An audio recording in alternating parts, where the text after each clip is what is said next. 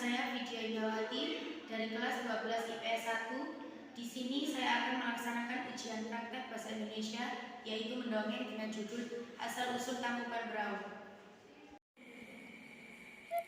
Alkisah.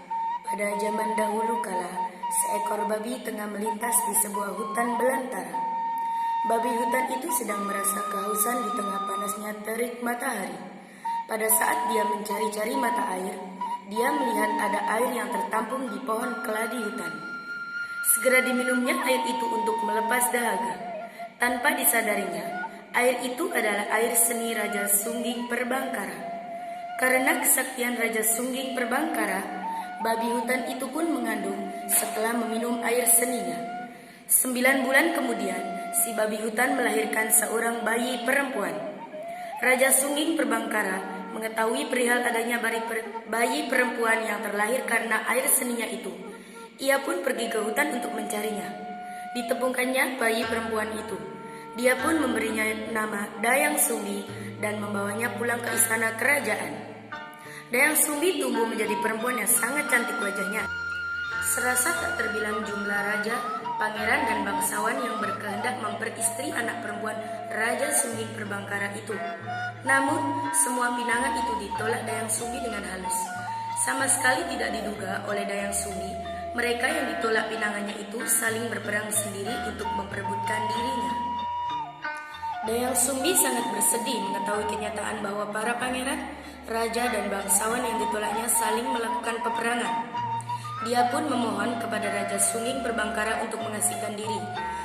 Sang raja akhirnya mengizinkan anaknya tersebut untuk mengasingkan diri. Dayang Sumbi mengasingkan diri di sebuah bukit ditemani oleh seekor anjing jantan bernama Si Tumang. Untuk mengisi waktu luangnya selama dalam pengasingan, Dayang Sumbi pun menenun. Alkisah. Ketika Dayang Sumbi sedang menenun, peralatan tenunnya terjatuh. Ketika itu, Dayang Sumbi serasa malas untuk mengambilnya. Terlontarlah ucapan yang tidak terlalu disadarinya. Siapapun juga yang bersedia mengambilkan peralatan tenunku yang terjatuh, seandainya itu lelaki, akan kujadikan suami. Jika dia perempuan, dia akan kujadikan saudara. Tak disangka, Si Tumang mengambil peralatan tenun yang terjatuh itu dan memberikannya kepada Dayang Sumbi. Dayang Sumbi sangat menyesal setelah mengetahui kepergian Sang Kuryang anaknya. Dia pun bertapa dan memohon ampun kepada para dewa atas kesalahan yang diperbuatnya.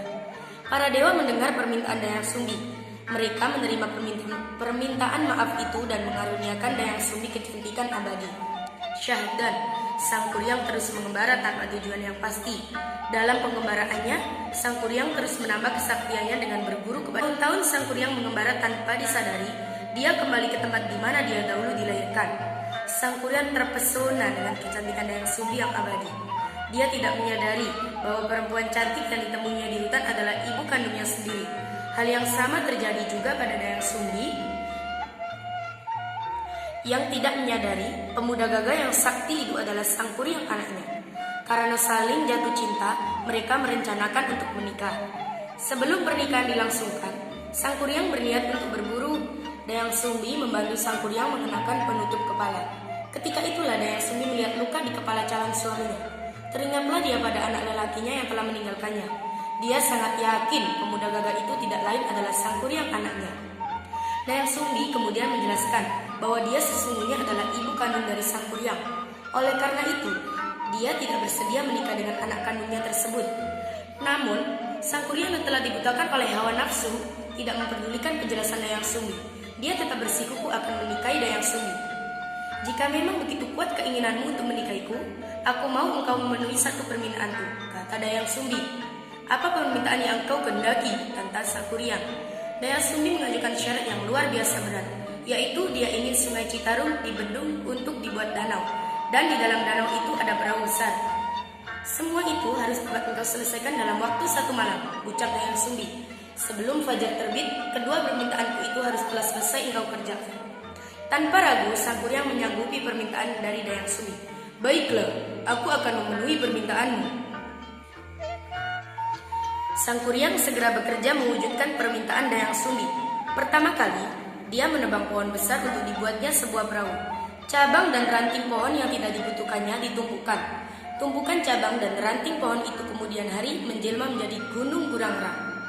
Begitu pula tunggul pohon itu kemudian berubah menjadi sebuah gunung yang lebih dikenal Gunung Bukit Tinggul. Perahu besar itu akhirnya selesai dibuat Sangkuriang. Pemuda sakti itu lantas berniat membendung aliran sungai Citarum yang deras untuk dibuat sebuah danau. Sangkuriang kemudian memanggil para makhluk halus untuk membantunya mewujudkan permintaan Dayang Sumbi. Semua yang dilakukan Sangkuriang diketahui oleh Dayang Sumbi. Terbit kecemasan dalam hati Dayang Sumbi ketika melihat pekerjaan Sangkuriang sebentar lagi selesai. Dia harus menggagalkan pekerjaan Sangkuriang agar pernikahan dengan anak kandungnya itu tidak terlaksana. Dia pun memohon pertolongan dari para dewa. Setelah berdoa, Dayang Sumbi mendapat petunjuk. Dayang Sumbi lantas menebarkan Burangrang, kain putih hasil tenunam. Dia juga memaksa ayam jantan berkokok di saat waktu masih malam. Para makhluk halus sangat ketakutan ketika mengetahui fajar telah tiba. Mereka berlari dan menghilang ke segala penjuru. Mereka meninggalkan pekerjaannya membuat danau dan perahu yang belum selesai. Sangkuriang sangat marah. Dia merasa Dayang Sumbi telah berlaku curang kepadanya. Dia sangat yakin jika fajar sesungguhnya belum tiba. Dia merasa masih tersedia waktu baginya untuk menyelesaikan pekerjaan. Dengan kemarahan tinggi, Sangkuriang lantas menjebol bendungan di Syahyang Tikoro. Sumbat aliran Citarum lantas dilemparkannya ke arah timur yang kemudian menjelma menjadi Gunung Manglayang. Air yang semula memenuhi danau itu pun menjadi surut.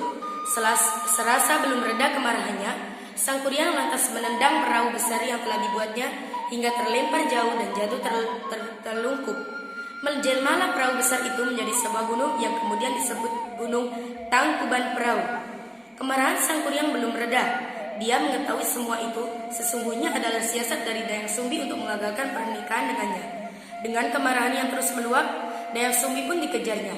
Dayang Sumbi yang ketakutan terus berlari untuk menghindari hingga akhirnya menghilang di sebuah bukit.